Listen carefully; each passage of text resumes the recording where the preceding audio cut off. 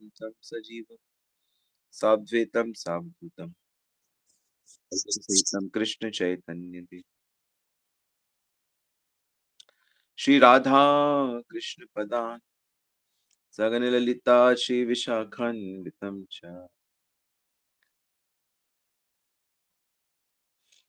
हरे कृष्ण कृष्ण कृष्ण हरे हरे हरे राम राम राम हरे हरे। हरे कृष्णा। सभी का बहुत बहुत स्वागत है नित्य श्रवण की कथा में। और आज हम लोग क्वेश्चन आंसर सेशन करेंगे। बीच बीच में हमें भक्तों के मन में जो प्रश्न है, जो चेतना कैसी चल रही है, वो अपने प्रश्नों से हमें पता चलता है।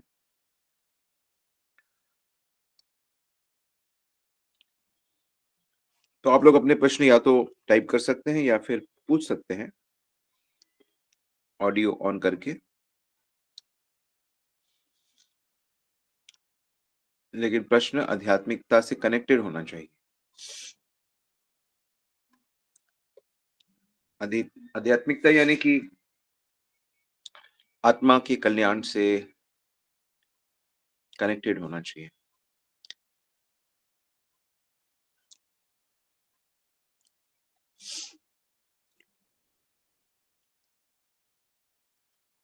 यस।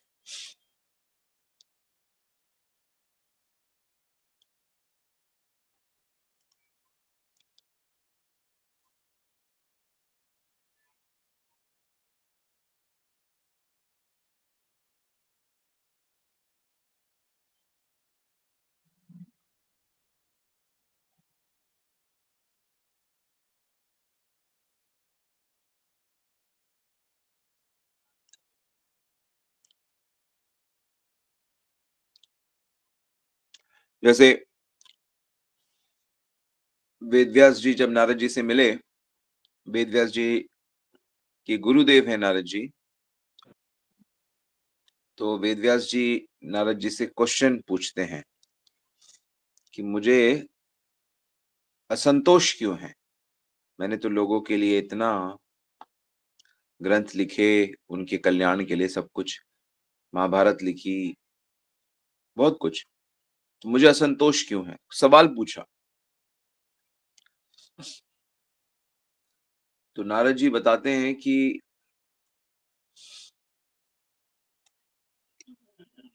आपका सवाल तो बहुत अच्छा है,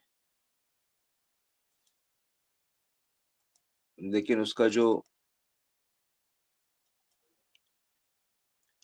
असली बात ये है कि आपने भगवान के लीलाओं का गुणगान नहीं किया। भवता भवता तान अनुदिता प्रायम यशो भगवतो अमलम यने वासो न तुष्यते मन्यते तद दर्शनम अखिलम। कि जब तक भगवान का गुणगान नहीं करते और प्रेम से ही करेंगे गुणगान, तो जो भी सिद्धांत भगवान का गुणगान नहीं करती, जो भी सिद्धांत भगवान को प्रसन्न नहीं करता है, उसमें आनंद नहीं आता है।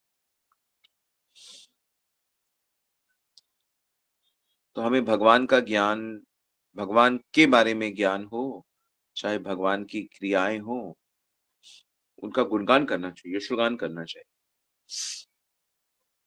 हमारे मंदिर में एक प्रभु जी रहते थे। उनका नाम है जीतामित प्रभु। काफी सीनियर हैं, बहुत सुंदर भक्त हैं, बहुत अच्छे भक्त हैं। तो मैंने उनसे एक बार प्रश्न पूछा कि आप मंदिर में रहते हो और मैं देखता हूँ कि आप बहुत स्ट्रिक्ट हो, और बहुत से भक्त लोग आपके साथ इतना मैत्री उसमें नहीं रहते। कहते हैं कि आप बहुत स्ट्रिक्ट हो, आप किसी से ठीक से, तो आप ऐसे माहौल में कैसे रहते हो? तो उन्होंने कहा कि देखो, संसार में विषमता है। सब लोग अपने-अपने बुद्धि के हिसाब से ही देखते, सोचते और व्यवहार करते हैं। तो मैंने भी जब आके देखा कि लोग गंभीर नहीं है, परंतु अब मैं मंदिर में रहता हूँ, साधु बन चुका हूँ। तो मैंने कहा कि मैं जो आचार्य हैं प्रभुपाद, उनकी आज्ञा का पालन करूँगा। उन्होंने कहा है कि मंदिर में रहने का मतलब है भगवान का श्रवण, कीर्तन, स्मरण करना। तो जितनी ही मुश्किलें हों, लेकिन मैं श्रवण, कीर्तन, स्मरण ईमानदारी से पालन करता हूँ। और वो एक ऐसे व्यक्ति हैं जिनको मैं जानता हूँ, जिन्होंने पिछले 35-40 सालों से एक भी दिन मंगला आरती मिस नहीं करी है।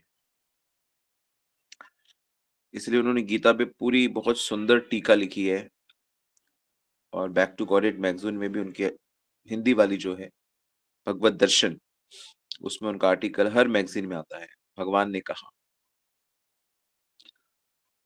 तो प्रश्न का उत्तर है कि हमें ये डिसीज़न लेना पड़ेगा कि हमें भगवान को जानना है, कृष्ण को जानना है, कृष्ण के गुणों को जानना है, कृष्ण की भक्ति को जानना है और कृष्ण का हो जाना है, कृष्ण को समर्पित हो जाना है। तो ये श्रवण कीर्तन से ही संभव होता है, अन्यथा ये मुश्किल मुश्किल होता है।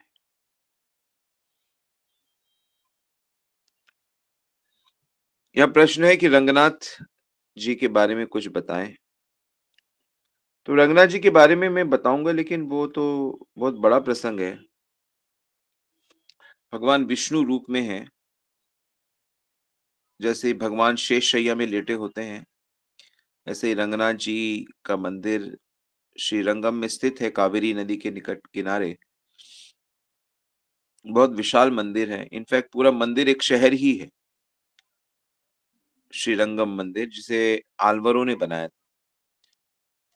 आल्वर जो होते हैं वो दक्षिण भारतीय वैष्णवों को कहा जाता है और महान जो आचार्य हैं, रामानुजाचार्य, श्री रामानुजाचार्य की समाधि वहीं पर है और सहशरीर है वो वहाँ पे।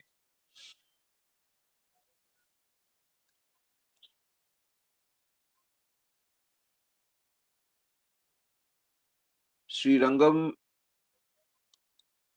वास्तव में जो वो नाम जो है ना, वो भगवान का एक विमान समझ लो आप।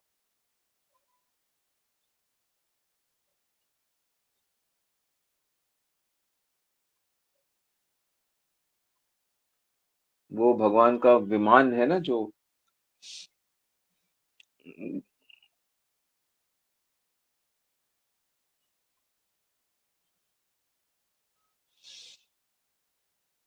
वो 2 नदी के जो बीच का स्थान है, उसको अंगम कहते हैं, अंगम। तो विष्णु का स्थान जो नदी के बीच में है, श्रीरंगम,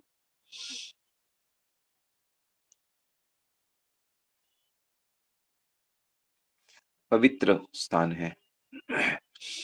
कावेरी नदी के तट पे ये है। बहुत सुंदर वहाँ रंगा स्वामी है, भगवान विष्णु का मंदिर।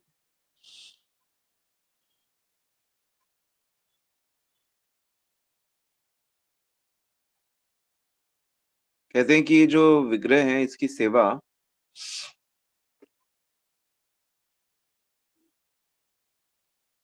सबसे पहले भगवान राम ने की थी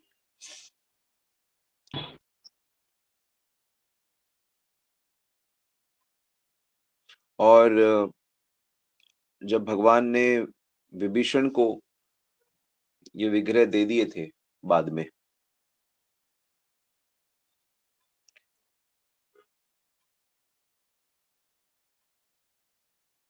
तो फिर कालक्रम से ये वहाँ पर स्थित हुए। तो कहते हैं कि रोज़ विभीषण लंका से इनके दर्शन करने आते हैं। अभी भी ये मान्यता है।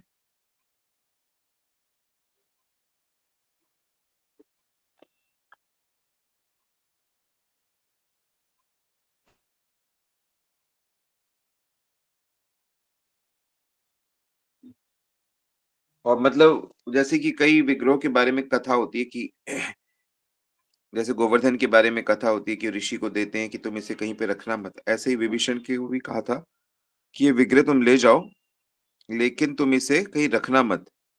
तो वो भूल गए और इसे कावेरी के तट पे इन्होंने रख दिया था। इसीलिए रंगनाथ जी तब से वहीं पर रहते हैं। इसलिए विभीषण इनके दर्शन के लिए प्रतिदिन आते हैं।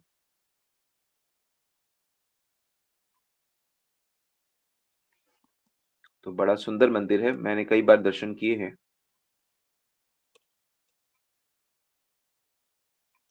तो आप लोग भी चलिएगा हमारे साथ, जब दक्षिण भारत यात्रा में हम जाएँगे, 1-2 साल के अंदर ही चलेंगे।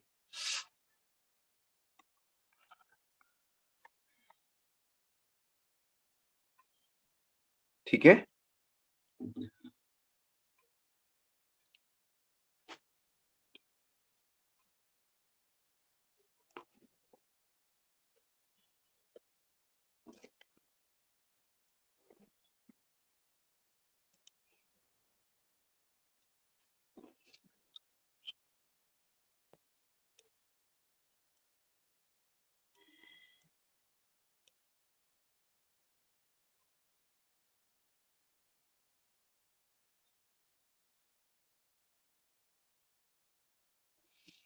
और भगवान राम को भी वो विग्रह उनके पूर्वजों से मिले थे। इक्ष्वाकु महाराज उनकी पूजा करते थे।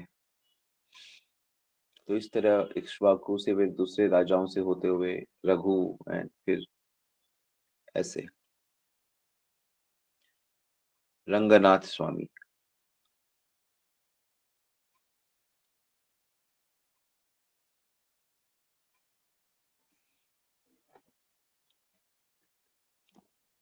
ओके, सो कोई और? मैंने अभी बताया ना, कावेरी नदी वो विभीषण लेके जा रहे थे, तो उन्होंने लंका लेके जा रहे थे, तो वो उन्होंने मार्ग में वहां पे रखा उनको, कावेरी के तट पे। इसलिए भगवान ने कहा था कि अगर कहीं रख दोगे तो वहीं रह जाएंगे, इसलिए वहां पर है। वहां पे भगवान के भक्त हैं। ये भगवान की तो लीला ही ऐसी होती है कि जहां भक्त होते हैं वो वहां पहुंच जाते हैं।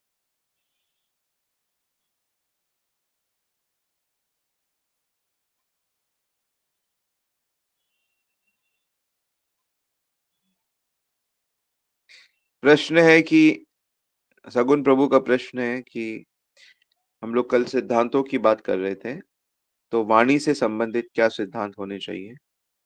दूसरे व्यक्तियों से कैसे बात करनी चाहिए? सोने से पहले क्या करना चाहिए? वाणी एक अमूल है, जो कोई बोले जानी, ये तराजू तौल के तब मुख बाहर आनी। देखो, वाणी बहुत शक्तिशाली चीज होती है। शक्तिशाली, बहुत ही शक्तिशाली होती है। ये एक ऐसी चीज है कि अगर इसका प्रयोग ठीक से किया जाए तो ये आनंद बरसाती है, और अगर ठीक से प्रयोग ना किया जाए तो बहुत दुख पहुंचाती है। जैसे एक कथा सुनी थी, चुटकुला, कि दांत कहता है कि वाणी उल्टा सीधा कहती है और मार हमको खानी पड़ती है। दांत टूटते हम है, गड़बड़ ये करती है, और कष्ट हम पाते हैं।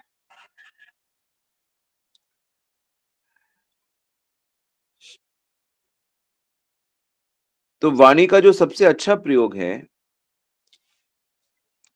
वो है कि इसे भगवान की सेवा में लगाना चाहिए। वाणी का जो सबसे अच्छा,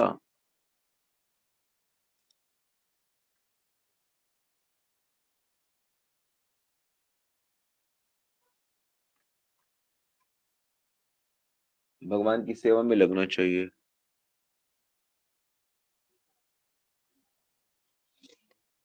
पहले इसको नियंत्रित करना चाहिए।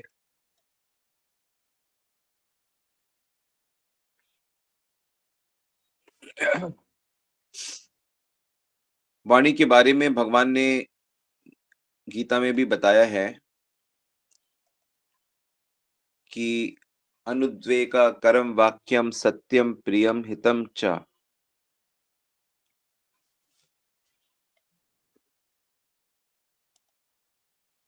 कि हमारी वाणी कैसी होनी चाहिए, कि ऐसी वाणी होनी चाहिए जो दूसरे को उद्वेगित ना करे।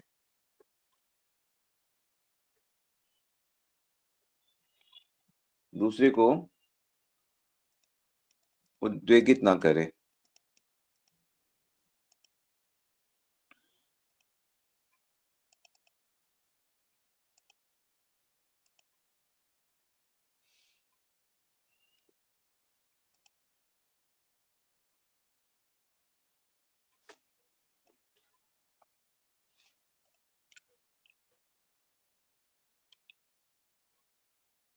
सत्य होना चाहिए और सत्य भी अच्छे से बोलना चाहिए, सत्यम प्रियम और हितकारी शब्द होने चाहिए।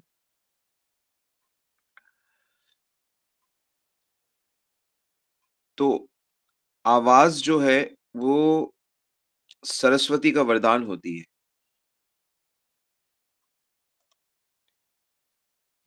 इसलिए हमेशा अपनी वाणी को शुद्ध करने के लिए उससे भगवान का गुणगान होना चाहिए। यदि यदि आपकी वाणी भगवान का गुणगान करेगी, तो उसमें एक अलौकिक शक्ति आ जाएगी।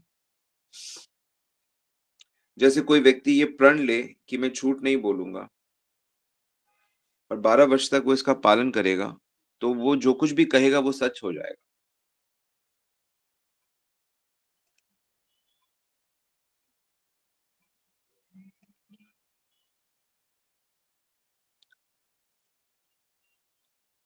तो वाणी तद्गुणा अनुवर्णने, अम्बरीश महाराज कहते हैं कि मैं चाहता हूँ कि मेरी जो वाणी है वो सदा आपके चरित्र का गुणगान करती रहे। तो अगर बोलने को नहीं है तो चुप रहो और अगर कभी बोलना पड़े तो भगवान का या भक्तों का गुणगान करना चाहिए। तो इस तरह शिला प्रभुपाद तो कहते हैं कि अगर कोई व्यक्ति मुख से 2 कार्य करेगा, केवल प्रसाद ही लूँगा और भगवान का नाम जप करूँगा, तो उससे उसकी चेतना और जीवन और सब कुछ नियंत्रित हो जाता है।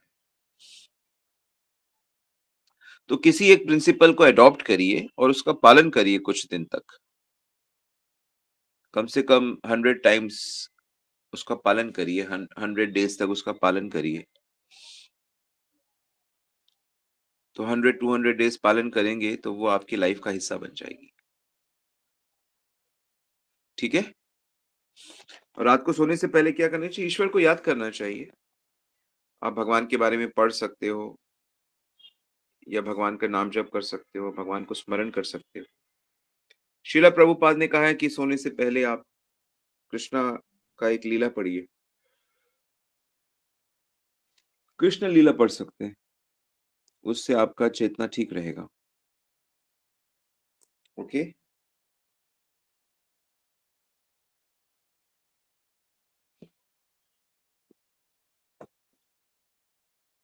यहाँ प्रश्न है महेंद्र प्रभु का कि कुंभ के बारे में कुछ बताएँ।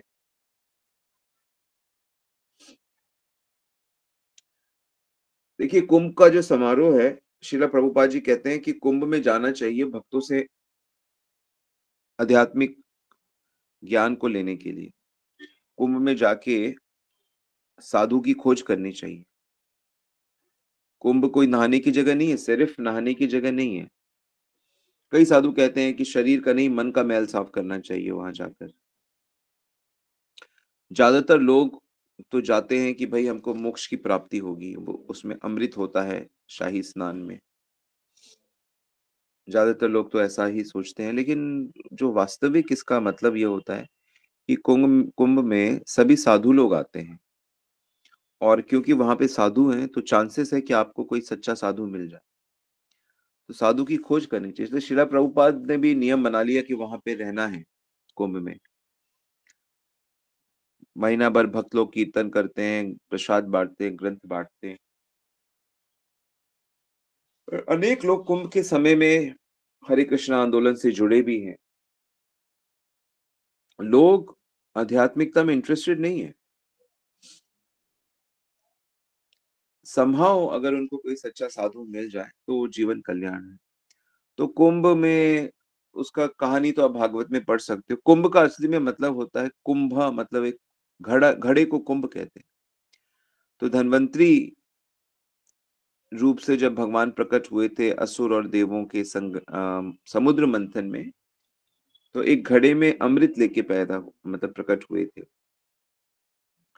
फिर उस अमृत को लेकर बड़ी छीना झपटी हुई। इंद्र का पुत्र जयंत उसको लेके भागा, तो वो कई जगह पे उसने उसको रखा और उठाते वक्त कुछ छलक गया, तो वही 4 स्थानों पे उसने रखा था, जिसमें प्रयाग, उज्जैनी, नासिक और हरिद्वार। मेरे ख्याल से ये 4 स्थान हैं। तो यहाँ के जल में अमृत का वास माना जाता है विशेष स्थितियों में, और मोक्ष की प्राप्ति होती है। और सभी महापुरुष लोग हों, चाहे वो पांडव हों, चाहे नित्यानंद हो, चाहे प्रभुपाद हो, चाहे भगवान हो, भगवान खुद कुंभ में आकर साधु की सेवा करते थे, स्नान करते थे। तो लाखों सालों से ये पर्व चला आ रहा है। तो ये वास्तव में संत समागम है भक्तों का, ऐसे पवित्र वातावरण में चेतना शुद्ध होनी चाहिए। तो साधुओं से आशीर्वाद लेना चाहिए, बस यही मुख्य बात है। बाकी भक्त लोगों के लिए मोक्ष की तो कोई बात ही नहीं है। मोक्ष तो हमें चाहिए नहीं। भुक्ति मुक्ति मुक्ति स्पृहा यावत् पिशाची हृदय वर्तते। हृदय में अगर मुक्ति की कामना वासना रहेगी, तो हमें भक्ति कैसे मिलेगी? तो भक्त लोग हैं, वो नहाने वहाने के लिए इतना लालायित नहीं होना चाहिए भक्तों को।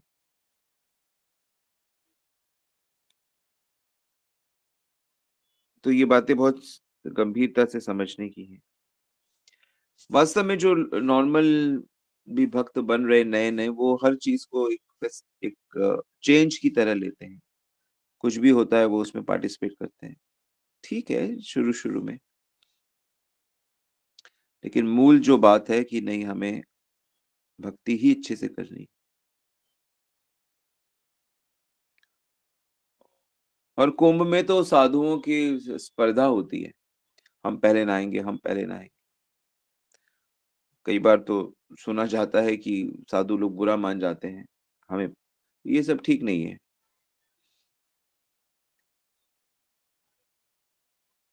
वहां जो लोग महीना भर वास करते हैं, भजन करते हैं, तप करते हैं, वो वास्तविक अपनी आध्यात्मिक उन्नति करना चाहते हैं।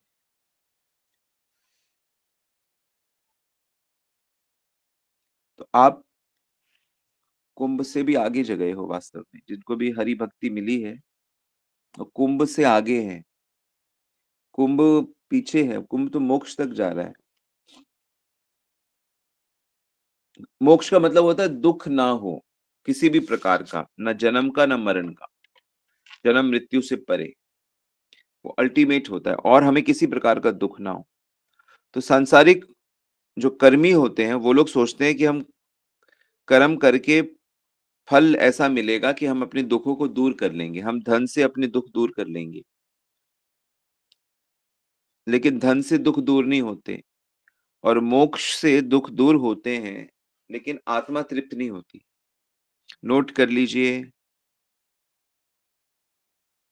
धन से तो क्षणिक इंद्रिय तृप्ति होती है, या कुछ काम वाम रुके हैं वो हो जाते हैं, लेकिन दुख खत्म नहीं होते। तो दुख खत्म करने के लिए मोक्ष होता है। तो दुख खत्म तो होते हैं मोक्ष में, लेकिन सुख नहीं आता। हम जब हमें दुख नहीं होता है, तो हम बोर हो रहे होते हैं, क्योंकि जब हमें दुख हो रहा होता है तो हम उस दुख को सॉल्व करना चाहते हैं। लेकिन जब हमें दुख नहीं हो रहा है, तो आप बहुत बोर हो जाओगे, करें क्या? कई बार आपका ऐसा अनुभव हुआ होगा।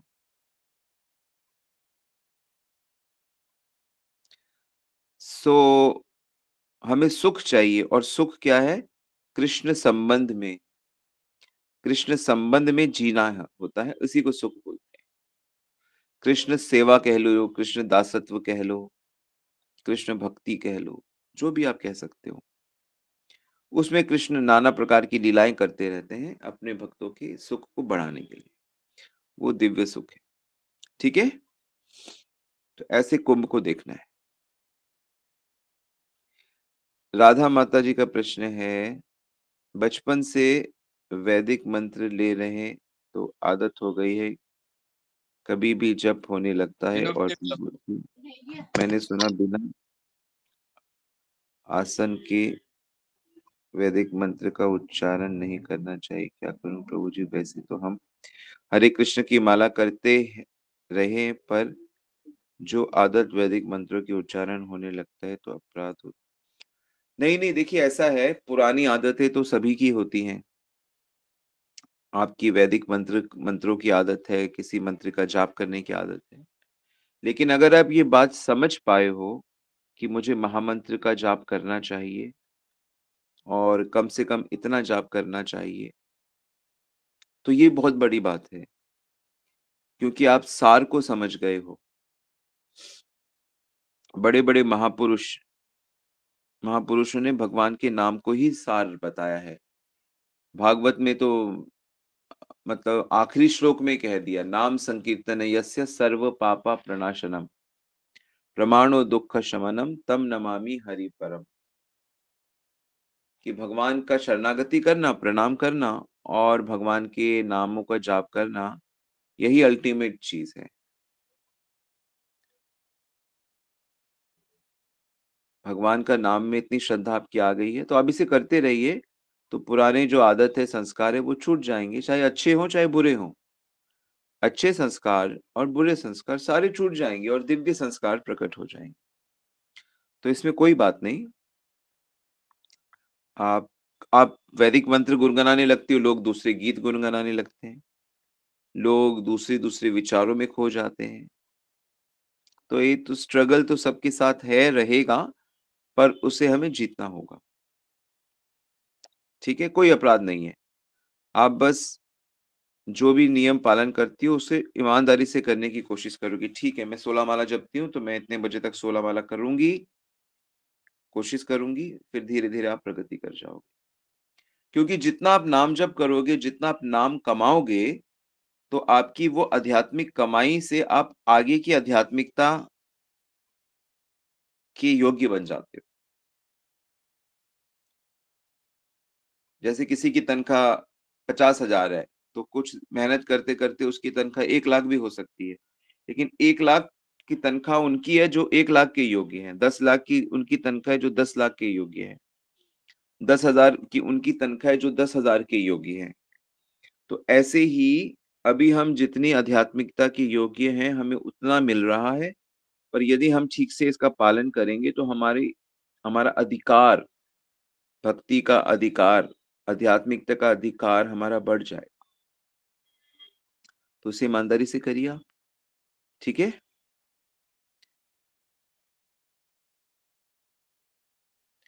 प्रश्न है कि भक्ति में आगे बढ़ने के लिए कौन से बिल्कुल ही मस्ट वाले नियम है, मतलब पक्के।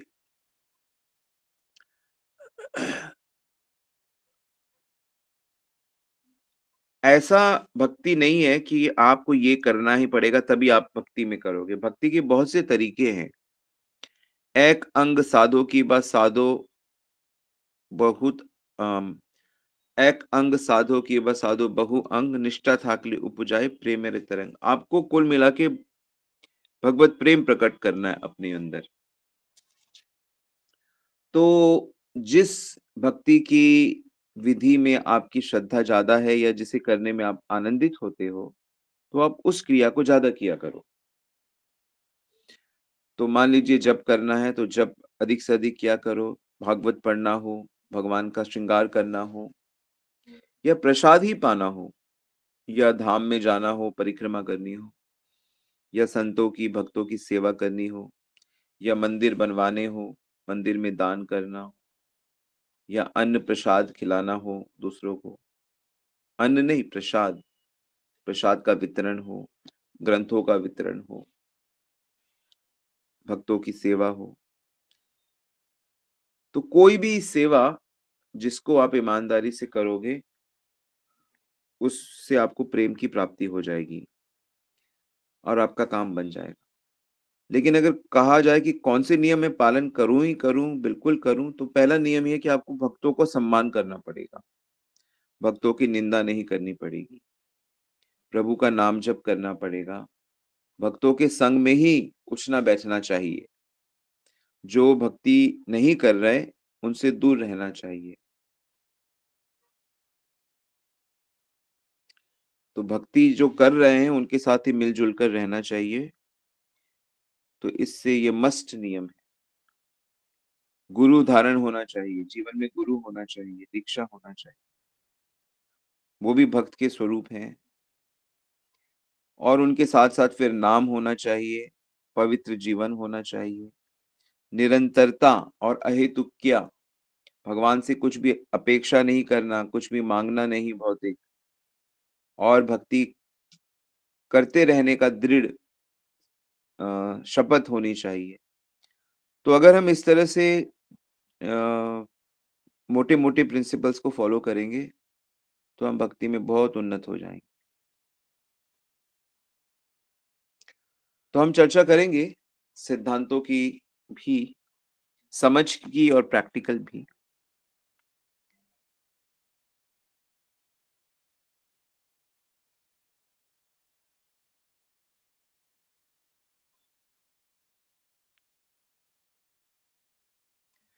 ओके, यहाँ महेंद्र प्रभु मेरा नाम लेकर कह रहे हैं कि मैं बहुत शुद्ध और ये हूँ, प्रयास कर रहे हैं।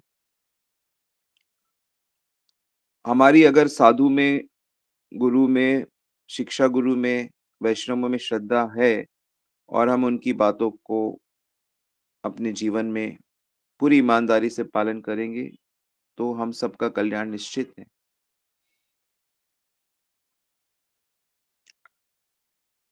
श्रद्धा होना बहुत मुश्किल होता है। श्रद्धा पक्की है या कच्ची है, इसकी भी परीक्षाएँ होती हैं।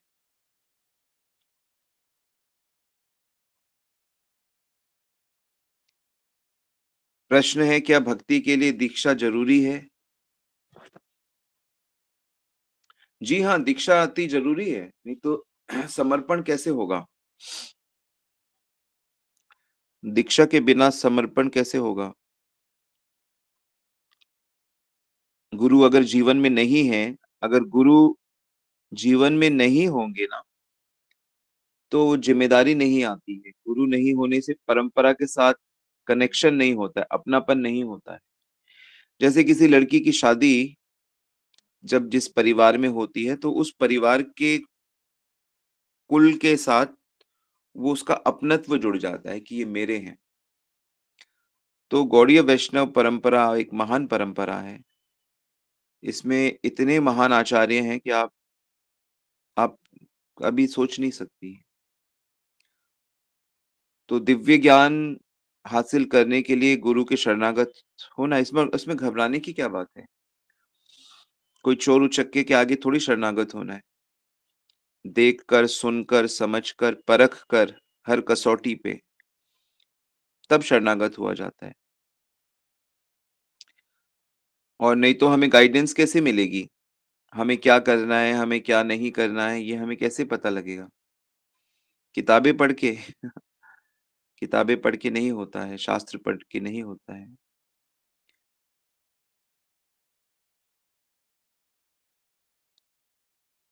और ऐसे गुरु से भी नहीं होता है कि जो प्रकट ना हो।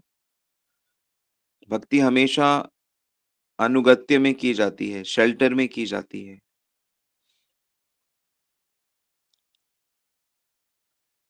भक्ति कोई शो पीस नहीं है कि हमारे गुरुजी हैं, बहुत बड़े हैं, बहुत, लेकिन उनको पता नहीं कि आप क्या कर रहे हो। उनका संग नहीं है, या दर्शन है तो बस एक सेब मिल गया, एक मिठाई मिल गई। ऐसे नहीं होता है। पॉपुलर गुरु नहीं होते। गुरु के साथ बहुत पर्सनल रिलेशन होना चाहिए। उनकी आज्ञा का पालन होना चाहिए। तब जाके सरेंडर आता है। माया से निकलना इतना आसान नहीं है। गुरु तो कई जन्मों में किए, लेकिन संग नहीं किया, एसोसिएशन नहीं किया, आज्ञा का पालन ठीक से नहीं किया। उनकी बातों को सीरियसली नहीं लिया, हल्के मन से लिया। और ये बीमारी है हम सबकी। कौन-कौन अपनी माता से, पिता से, पत्नी से, बच और मित्र से, वैष्णवों से सच्चा प्यार करता है? सच्चा प्यार आवश्यक है और वो सच्चाई तब आती है जब हम सिद्धांतों के लिए गंभीर हो जाते हैं।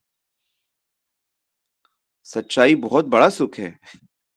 कोई व्यक्ति अगर ईमानदार है सच में तो वो बहुत सुखी है। कोई मेहनती है, जिसका चरित्र पवित्र है चरित्र, तो वो बहुत सुखी व्यक्ति है। जिसके पास कोई छुपाने की बात नहीं है। वो अधिकांश लोगों के दिल में तो कई राज़ दबे रहते हैं, कि किसी को पता ना लग जाए, किसी को ना हो जाए। लोग इसी तरह बड़े दबे रहते हैं। तो असली भक्त जो होता है वो बिल्कुल पवित्र, शुद्ध होता है। तो अगर मुझसे कोई कहे, क्या बिना दीक्षा के भगवान नहीं मिल सकते? बिना दीक्षा के भगवान मिल सकते हैं, बिना दीक्षा के भी प्रेम हो सकता है, लेकिन वो बहुत एक्सेप्शन होता है, अपवाद होता है वो। भगवान खुद चैतन्य महाप्रभु ईश्वरपुरी से दीक्षा लेते हैं, भगवान राम वशिष्ठ जी से दीक्षा लेते हैं, श्री कृष्ण क्या कहते हैं, गुरु से दीक्षा लेते हैं।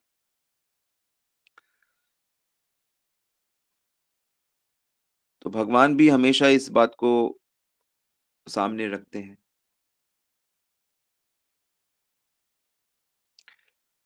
तो कैसे गुरु हमारे जीवन में आएँगे? आप भक्ति के नियमों का पालन करो, तुलसी की सेवा करो, भक्तों की सेवा करो, गीता को समझने की कोशिश करो, नाम जप करो, विग्रह सेवा करो।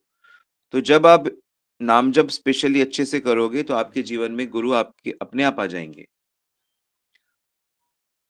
आप विश्वास रखो, भगवान आपके पास आपके अनुसार, आपके योग्य गुरु भेज देंगे। ठीक है? ऑलराइट, काफ़ी समय हो गया, तो हम लोग यहीं रुकते हैं आज। आशा करता हूँ कि मेन-मेन पॉइंट्स आप लोगों ने लिखे। कोई ऐसा है जो पहली बार क्लास में आया हो?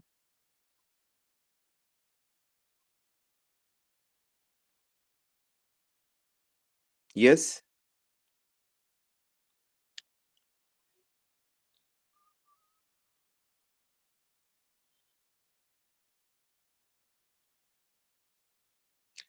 वाञ्छाकल्पितरुभ्यश्च कृपा सिन्धुभ्यैव च पतितानां पावनेभ्यो वैष्णवेभ्यो नमो नमः। जगत गुरु श्रील प्रभुपाद की जय, श्री गुरु महाराज की जय, गॉड प्रेमानंद जी हरि हरि।